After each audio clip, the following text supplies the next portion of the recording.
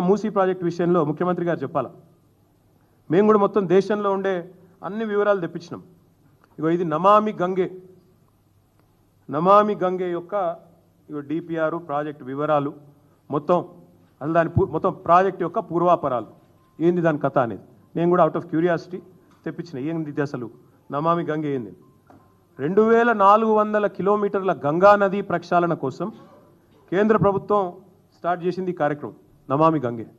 2400 కిలోమీటర్లు మొత్తం కలిసి దానికి పెట్టిన బడ్జెట్ ఎంతో తెలుసా?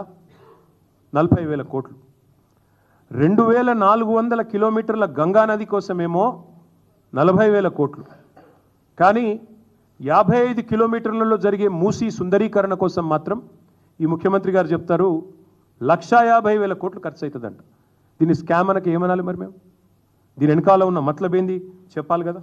ఇంకొక మాట కూడా రేవంత్ రెడ్డి గారు చెప్పాలి.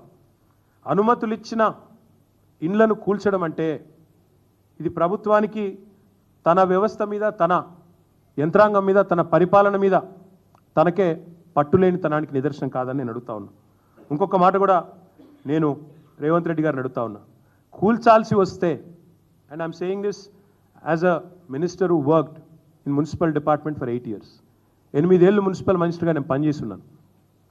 కూల్చాల్సి వస్తే మొదట కూల్చాల్సింది నాలాల మీద ఉన్న వాటిని కూల్చాలంటున్నారు కదా.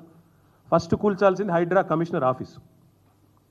బుద్ధ భవన్ ఏదైతే ఎక్కడైతే హైడ్రా కమిషనర్ కూర్చున్నాడో అదే FTL మీద ఉంది. అసలు FTL అంటారు సార్, నాలా మీద ఉంది. హుసేన్ సాగర్ పక్కనే ఉండే నాలా మీద బుద్ధ భవన్, దానిలోనే ఎలక్షన్ కమిషనర్ ఉంటాడు.